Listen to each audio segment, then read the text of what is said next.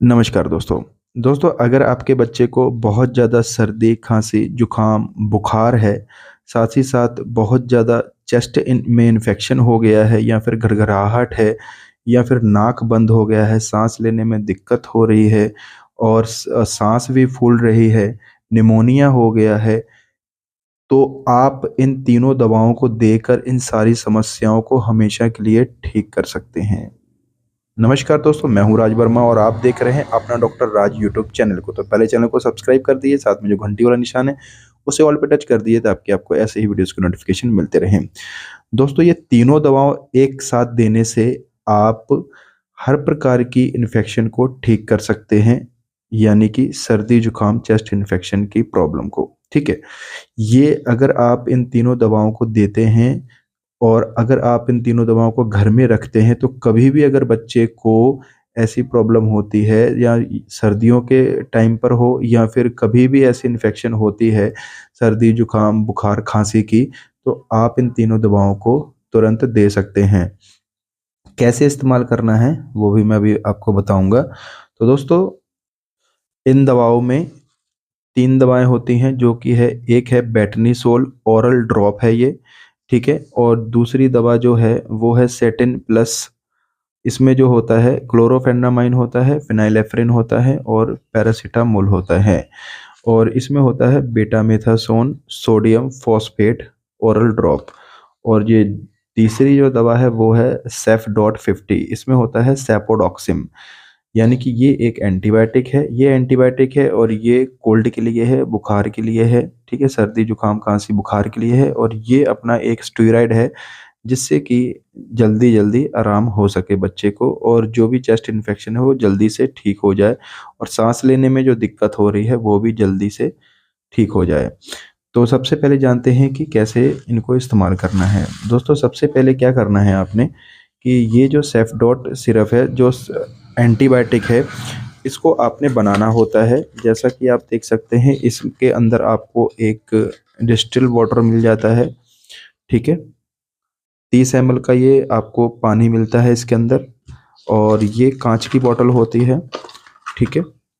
तो आपने क्या करना है कि ये जो वाटर है, ये पानी है, पूरा इसमें मिलाना होता है और अच्छी तरह से हिलाते रहना है 2-3 मिनट तक, जिससे कि ये पूरा घुल जाएगा और नीचे आपने देख लेना है जब तक कि ये घुल नहीं जाता, जब तक आपने इसको हिलाते रहना है इस प्रकार से, ठीक है?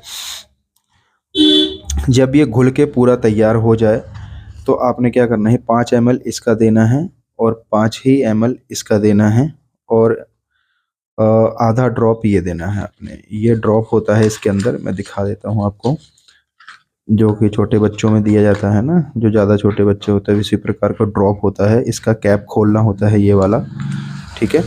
और फिर आपने बच्चे को इसको देना होता है, ठीक है?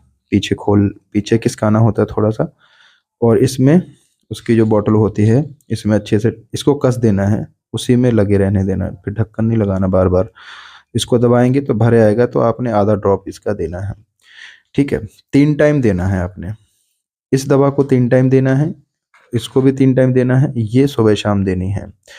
बच्चे की उम्र के ऊपर डिपेंड रहता है कि और उसके वज़न के हिसाब से ही इसकी डोज़ को बताया जाता है इन दवाओं की, ठीक है? अगर बच्चे की उम्र मान लीजिए 1 साल है, तो आपने इसको अ 1 साल के बच्चे को आप 2.5 ml भी दे सकते हैं, वो वज़न के ऊपर होता है। दोस्तों, मैं पूरा पक्के से तो नहीं बता सकता हूँ, लेकिन 5 ml दे सकते हैं। अगर बच्चे का वज़न जैसे मान लीजिए कि 5 किलो है, तो आप 2.5 ml भी दे सकते हैं और जैसी इन्फेक्शन रहती है, तो डॉक्टर को दिखाए बिना आपने इन दवाओं का इस्तेमाल नहीं करना है। वो मेरा वीडियो बनाने का उद्देश्य इतना है कि आप समझ सको कि ये दवाएँ किस काम में आती हैं और वीडियो देखकर आप इन दवाओं का इस्तेमाल ना करें, डॉक्टर को ही दिखा कर ही इस्तेमाल करें, क्योंकि बच्चों को चेक करा कर ही दवाओं का इस्तेमाल करना चाहिए। तो इसका भी 5 ml देना है आपने, ठीक है? यहाँ से 3 टाइम देना है इसको और इसको भी 3 टाइम देना है, ये सुबह-शाम देना है। तो 3 दिन लगातार इन दवाओं को देना होता है, जिससे कि इन्फेक्शन पूरी सही हो जाए, ठीक है? तो 1 साल से 2 साल का बच्चा है, उसको तो 5 ml देना ही देना होता है। तो 5 ml ये और आधा ड्रॉप ये, ठीक है, यहाँ से आधा ड्रॉप सुबह शाम, जिससे क्या होगा कि पूरी इन्फेक्शन ठीक हो जाएगी और पहले ही दिन से आराम लगना चालू हो जाएगा।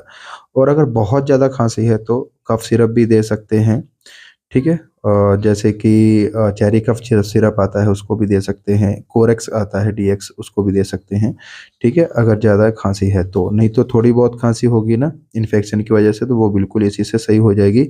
और जो रेशा जमा हुआ है ना चेस्ट के अंदर, जो घड़घड़ाहट आ रही है, वो भी आवाज़ आती है जो घड़घड़ाहट की, वो भी ठीक हो जाएगी। और जो सांस लेने में परेशानी होती है, फेफड़ों में जब रेशा जम जाता है ना, तो वो सांस लेने में दिक्कत होती है बच्चे को, तो वो भी ठीक हो जाएगी इससे।